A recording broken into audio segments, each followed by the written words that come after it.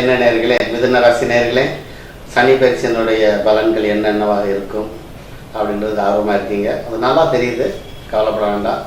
மிதுன ராசி நேர்களுக்கு முதல்ல ஒரு விஷயம் தெரிஞ்சுக்கணும். 5ல் இருக்கக்கூடிய சனி கிரகம் 6ஆம் இடத்திற்கு வந்து விட்டது. 5ல் சனி கிரகமும் ராகுவும் அமைந்திருந்தார்கள். கடந்த கால சிறு சிறு விஷயங்களை பார்ப்போம். அது போக ஜென்ம குரு வனவாசம் என்றது போல மிதுன ராசி நேயர்கள் குருவும் கஷ்டத்தை கொடுத்தார், ராகுவும் கஷ்டத்தை கொடுத்தார், சனி பயிற்சியும் கஷ்டமாகத்தான் இருந்தது. இப்பொழுது ஒரு 70% கஷ்டத்திலிருந்து விலகிவிட்டீர்கள். ஏனென்றால் ராகு மட்டும்தான் கஷ்டத்தை கொடுப்பார். அது எப்படின்னு பார்க்கலாம். 6ஆம் இடத்தில் சனி கிரகம் பிரவேசம் செய்யும் பொழுது நல்லது, இது தெரிந்து கொள்ளுங்கள். ஒருவருக்கு வெற்றி வாகை சூடும் பொழுது 6ல் சனி பகவான் ஜாதகத்தில் இருக்கிறதா கோச்சாரத்தில் இருக்கிறதா என்று பார்க்க வேண்டும். இந்த 6ல் சனி பகவான் பல தடங்களை விரட்டி விட்டு பல நன்மைகளை செய்ய காத்திருக்கிறார். ஆனால் என்ன என்று கேட்டால், மிதுன ராசி என்பது உபயராசி. இது முக்கியமாக தெரிந்து கொள்ளுங்கள். இந்த உபயராசிக்கு குரு பகவான் எதிர்மாறானவர், குரு கிரகம். ஏனென்றால் உபயராசிக்கு கேந்திரமாக இருக்கக்கூடிய கிரகங்கள் புதன், குரு, குரு புதன். புதனுக்கும் குருவுக்கும் ஆகாது, ஆக பாதகத்தை செய்யக்கூடியவர். அது கொஞ்ச காலத்திற்கு தான், ஆரம்ப காலத்திற்கு தான் இருக்கும். ஏனென்றால் குருவுடைய சாரவாகி தான் சனி பயிற்சி நடந்து கொண்டிருக்கிறது. விசாக நட்சத்திரம் என்பது குருவுடைய நட்சத்திரம். அது முடிந்த உடனே ஆண்டினுடைய துவக்கத்திலேயே அனுச நட்சத்திரத்தை செல்கிறார். இந்த ராசிக்கு பாக்யாதிபதியும் அவர்தான், அட்டமாதிபதியும் அவர்தான், பாக்யாதிபதியும் அவர்தான். ஆனால் பாக்கியத்தில் பல விஷயங்கள் நன்கு ஈடேறி வரக்கூடிய வாய்ப்புகள் இருக்கின்றன. வக்ர காலகட்டங்களில் சில நன்மைகளும் நடக்கும். ஆனால் அஸ்தமன காலகட்டங்களில் கவனம் தேவை. அதற்காக தான் இந்த விஷயத்தை உங்களுக்கு மீண்டும் சொல்லிக் கொண்டு வருகிறேன். தேதியை குறிப்பிட்டு வைத்துக் கொள்ளுங்கள் என்று. இந்த 9ல் இருக்கக்கூடிய 9 கூடிய சனி பகவான் இந்த ராசிக்கு 6ல் வந்திருக்கிறார். 8 6ல் தான் வந்திருக்கிறார். சற்று உடல் நலத்தில் சிறு சிறு கஷ்டங்கள் ஏற்படலாம், கொஞ்சம் கவனமாக இருக்க வேண்டும்.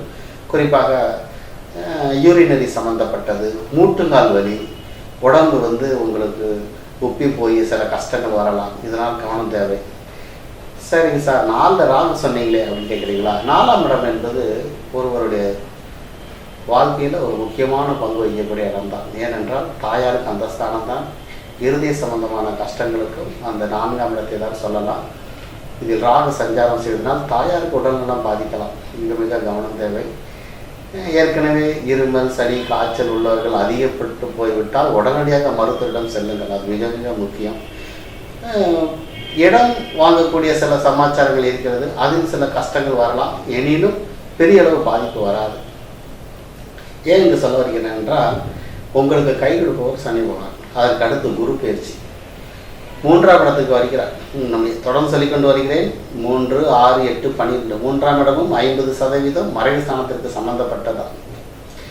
8க்கு 8ஆம் இடம் என்றால் 3. அதனால தான் ரூபாயில் ஸ்தானம் என்று சொல்லியிருக்கிறார்கள். அங்கு குரு வரும் பொழுது கஷ்டங்களை குறைத்து விடுவார், உங்களுக்கு வழி விடுவார். அதனால தான் ஒரு ராசி வைத்து பயிற்சி பலன்கள் சொல்லும் பொழுது ராகு, கேது, குரு எல்லாத்தையும் இழுத்து கொண்டு வருகிறேன். சரி, கேது பற்றி சொல்லும் பொழுது 10ஆம் இடத்தில் கேது அமர்ந்திருப்பது மிக மிக விசேஷம். 10ல் ஒரு பாவராவது இருக்க வேண்டும் என்று சொல்லியிருக்கிறார்கள். இங்கே கேது அமர்ந்திருப்பது மிக மிக விசேஷம். இந்த ராசிக்கு யோகாதிபதி சுக்கிரன் அங்கு சஞ்சாரம் செய்யும் பொழுது பல நன்மைகளை செய்வதற்கு காத்திருக்கிறார். இது ரொம்ப முக்கியம். அதான் சொல்லிக்கொண்டு வருகிறேன். ஒரு கிரகத்தை மட்டுமே தெளிவாக எடுத்துக்கொண்டு எந்த முடிவை எடுத்து விடாதீர்கள். மற்ற கிரகத்தினுடைய அமைப்பையும் பாருங்கள். ஆக 4ல் இருக்கக்கூடிய ராகு ஓரளவுக்கு கஷ்டத்தை குறைக்கிறார். எப்படி என்றால், கடந்த காலகட்டங்களில் குழந்தைக்கு சில மருத்துவ செலவுகள், தோல் அரிப்பு சம்பந்தமான கஷ்டங்கள், சில பிரச்சனைகள், குழந்தையால் கவலை, குழந்தையினுடைய படிப்பில் தடங்கள் நிறைய இருந்தது. ஆனால் அதெல்லாம் விலகி விட்டது. 4ல் இருக்கக்கூடிய ராகு நன்மை செய்ய காத்திருக்கிறார். சரி, இப்போ அடுத்து பார்த்தீங்க அப்படின்னு சொன்னால், பொதுவாக கேட்கக்கூடிய கேள்விதான் உத்தியோகம். உத்தியோகத்தில் மேன்மை உண்டு. இது முக்கியமாக தெரிந்து கொள்ள வேண்டும். 10ஆம் இடம் என்பது ஜீவனஸ்தானம். நாங்கள் இதை கேட்டுக்கொள்ளுங்கள். 10ஆம் இடம் என்பது ஜீவனஸ்தானம். 10க்கு 9ஆம் இடம். 9ஆம் இடம் என்பது பாக்கியஸ்தானம். இது மிக முக்கியம். இந்த பாக்கியஸ்தானம் என்பது ஒரு சம்பந்தம் இருக்கிறது. 6ஆம் இடம், அந்த 6ல் சனி பயிற்சி அமைய பெற்றிருக்கிறது. குருவை பார்க்க போகிறார். இந்த ராசிக்கு 10 குடவனை பார்க்க போகிறார். எப்பொழுது சிம்மத்திற்கு குரு வரும் பொழுது, அப்படி பார்க்கும் பொழுது உத்தியோக மேன்மை அமையும், தொழிலில் விருத்தி கிடைக்கும். அதுவரை பொறுமையா இருங்கள். உடனே அவசரப்பட்டு விடக்கூடாது. ஜோசியர் சொன்னாரே நல்லா இருக்கும்னு கொஞ்சம் முன்னே நேரம் ஆகும். ஆனால் கண்டிப்பாக அந்த சனி பயிற்சி நன்மை செய்யும். அது நன்மை செய்வதற்கு குருபவனுடைய பங்கு தேவைப்படுகிறது.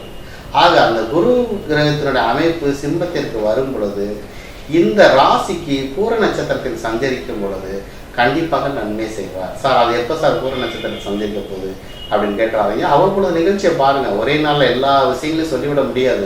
ஒவ்வொரு கிரகம் எந்தெந்த நட்சத்திரத்தில் இருக்குலாம் சுட்டி காட்டிக்கிட்டே இருந்தால் நிகழ்ச்சி போர் அடித்து விடும். உங்களுடைய பலன்களை கேட்டுக்கொண்டு வாருங்கள், குறித்து வைத்துக் கொள்ளுங்கள். இதுதான் முக்கியம். ஆக இங்கே என்ன சொல்ல வருகிறேன் என்றால், உங்களுடைய ஜாதகத்தில் தற்சமயம் திசை திசாபதி இந்த அனுசரணை எப்படி இருக்கிறது என்று முக்கியமாக பாருங்கள்.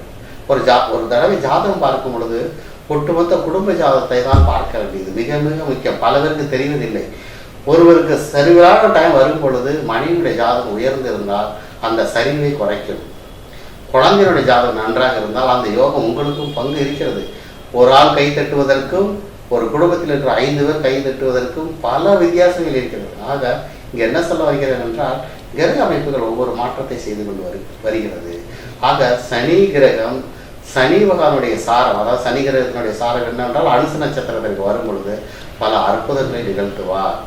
சரி, தாயார் உடல் நலமாக சொன்னீங்களே, வீடு மனை வாசலில் கஷ்டம் வரும்னு சொன்னீங்களே அப்படின்னு கேட்காதீங்க. கேட்டை நட்சத்திரத்திற்கு சனி கிரகம் சஞ்சாரம் செய்யும் பொழுது வீடு மனை வாசல் வாங்குவதற்கு எவ்வித கஷ்டங்களும் வராது. அதைத்தான் சொல்லிக் கொண்டு வருகிறேன். ராகு அமர்ந்து விட்டார் என்று மொட்டையாக பலன் சொல்லக்கூடாது, கேட்கவும் கூடாது. புதனுடைய நட்சத்திரம் எது என்று பார்க்க வேண்டும். கேட்டை நட்சத்திரம். கேட்டை நட்சத்திரம் யார் என்று கேட்டால் புதன். அதனுடைய அதிபதி புதன். அவர் மிதுன ராசிக்கு அதிபதியாக வருகிறார், 4ஆம் இடத்துக்கு அதிபதியாக வருகிறார். அப்படி வரும் பொழுது வீடு நிலபுலன் வாசல் அனைத்துமே அமையும். இடம் வாங்கி போடாதவர்கள் இடம் வாங்கி போடுவார்கள், இடம் வாங்கி வைத்திருப்பவர்கள் வீடு கட்ட வாய்ப்புகள் அதிகமாக இருக்கிறது. இதான் சொல்லிக் கொள்வார். சரி சார், புத்திரபாகியம் என்ன சார் ஆச்சு அப்படின்னு கேட்காதீங்க. அதை பற்றி கவலையும் படாதீங்க. ஏனென்றால் ராகு இந்த பக்கம் வந்துட்டாரு, சனி முன்னாடி போயிட்டாங்க. ஆக புத்திரபாகியத்துக்கு வழி விட்டு விட்டார். இது முக்கியமாக தெரிந்து கொள்ள வேண்டும். இது ஏன் மறுபடியும் சொல்கிறேன் என்றால், 5க்குரிய சுக்கிரன் ஏற்கனவே நான் சொன்னது போல சுயசாரம் வாங்கியோ அல்லது கோதாண்ட சுக்கிரனாக வரும் பொழுதோ கண்டிப்பாக புத்திரபாகியம் அமையும். அதற்கும் எதிர்காலத்தில் வரக்கூடிய நிகழ்ச்சி நீங்கள் பார்த்து கொண்டே வந்தால் அதை பற்றி நான் சொல்லுவேன். ஆக புத்திரபாகியத்திற்கும் மிதுன ராசிக்காரர்களுக்கு வழிவிட்டு இருக்கிறார். இது ரொம்ப முக்கியம். சரி, வேற என்ன விஷயம் இருக்கு? புதுமையாக தொழில் தொடங்கலாமா? இது ரொம்ப முக்கியம். புதுமையாக தொழில் எதுவும் தொடங்கலாமா அப்படின்னு பார்த்தா, ஏற்கனவே நான் சொன்னபடி உங்களுடைய ஜனன ஜாதகத்தில் நல்ல நேரம் வந்திருக்கணும், கைரேகை அமைப்பு நன்றாக இருக்கணும். அது போக தற்சமயம் கிரக அமைப்புகள் எப்படி இருக்கு அப்படின்னு பார்த்தா, நமக்கு யார் யார் சப்போர்ட்ல இருக்கா, இது ரொம்ப முக்கியம் இல்லையா? அதனால குரு சப்போர்ட் பண்றார் முதல்ல. காரணம் என்னன்னு கேட்டீங்கன்னா, குரு சுபர். நவகிரகிலே சுபர் ஒருவர் தான் தன்னுடைய நட்சத்திரத்தில் நின்று தன் வீட்டை பார்க்கிறார். செவ்வாய் பார்க்கிறார், ஆனால் அவர் பாவர். நான் சுபரை பற்றி பேசிக்கொண்டு வருகிறேன். அந்த குரு பகவான் தன்னுடைய நட்சத்திரத்தில் நின்று உச்சம் பெற்று வீட்டை பார்க்கும் பொழுது நல்லது செய்கிறார். இது ஒரு விஷயம். சரி, இது முடிஞ்சு போன கதையாக இருந்தாலும் குருவானுடைய பார்வை, குருகிரகத்தினுடைய பார்வை மீன ராசியில் விழுகிறது. ஆக 10 கூட ஜீவனாதிபதி அந்த ராசி ஏற்கனவே பார்த்து கொண்டிருக்கிறார். இது நன்கு தெரிந்து கொள்ளுங்கள். அதற்கு அடுத்து இந்த 6ல் இருக்கக்கூடிய சனி நல்ல விஷயத்தை செய்ய காத்திருக்கிறார். ஆக புதுமையான தொழில் தொடங்குவதற்கு ஒரு அற்புதமான காலகட்டம் தான், அது தவறே இல்லை. இந்த 9 குடையனும் 10 குடையனும் சஞ்சாரம் எப்படி? 9 குடையன் சனி பயிற்சி குரு சிம்மத்திற்கு வரும் பொழுது 10 குடையனை பார்க்கிறார். தர்ம கர்மாதிபதி யோகம். 9 குடையன் 10 குடையனை பார்த்தால் தர்ம கர்மாதிபதி யோகம். இதை தெரிந்து கொள்ளுங்கள். அப்படி பார்க்கும் பொழுது புது தொழில் தொடங்கலாம். சிம்ம ராசிக்கு குரு வரும்பொழுது கண்டிப்பாக புது தொழிலே தொடங்கலாம். ஆனால் ஜனன ஜாதகத்தில் ஓரளவாவது சரியாக நேரம் அமைந்திருக்கிறதா என்று பார்த்து விட்டு செய்தால் நன்றாக இருக்கும். வணக்கம் ஜோதிட நேயர்களே. பிரதி வியாழன் என்று ஜோதிடமும் எண் கணிதமும், எண் கணிதத்திற்கும் ஜோதிடத்திற்கும் நெருங்கிய தொடர்பு உண்டு. இது முக்கியமாக நீங்கள் கவனித்துக் கொள்ள வேண்டும். பொதுவாக சொல்லுவாங்க, 3ஆம் தேதியில் பிறந்தா அப்படி, 8ஆம் தேதியில் பிறந்திருந்தா இப்படி, எல்லாமே சொல்லுவாங்க. ஆன்மீகவாதிகளாக இருப்பாங்க, 3ஆம் தேதியில் பிறந்தாங்க, 8ஆம் தேதியில் பிறந்தவங்க ரொம்ப ஆனஸ்டாக இருப்பாங்க. நிறைய விஷயங்கள் இருக்குது. ஆனால் அந்த கிரகத்தினுடைய வலிமையை நாம் ஜோதிடத்தில் பார்க்க வேண்டும். இது மிக மிக முக்கியம். 3ஆம் எண்ணில் பிறந்தா சரி, ஆனால் அந்த குரு பகவான் எங்கே இருக்காங்க, இது முக்கியம். ஆனால் இன்றைய காலகட்டத்தில் நம்ம சனி பயிற்சியை பார்த்து கொண்டிருக்கனால 8ஆம் எண்ணை பற்றி ரொம்ப முக்கியமாக பார்க்கணும். இந்த 8 என்று எடுத்துக்கொண்டால் இந்த உலகத்தையே வளம் வந்து கொண்டிருக்கக்கூடிய ஒரு மொழி வந்து ஆங்கிலம். உலகத்திலேயே அதிகமாக பேசக்கூடிய 2வது மொழி ஆங்கிலம். அப்படி வரும் பொழுது 26 எழுத்துக்கள் அங்கே 8 தான் வருகிறது. திசை எடுத்துக்கொள்ளுங்கள் 8, 4 தான், ஆனால் 4க்கு 4, 8, 4 + 4, சரி 8 திசை. சரி, லக்ஷ்மி, அஷ்டம லக்ஷ்மி, 8 லக்ஷ்மி அங்கு தான் வருகிறது.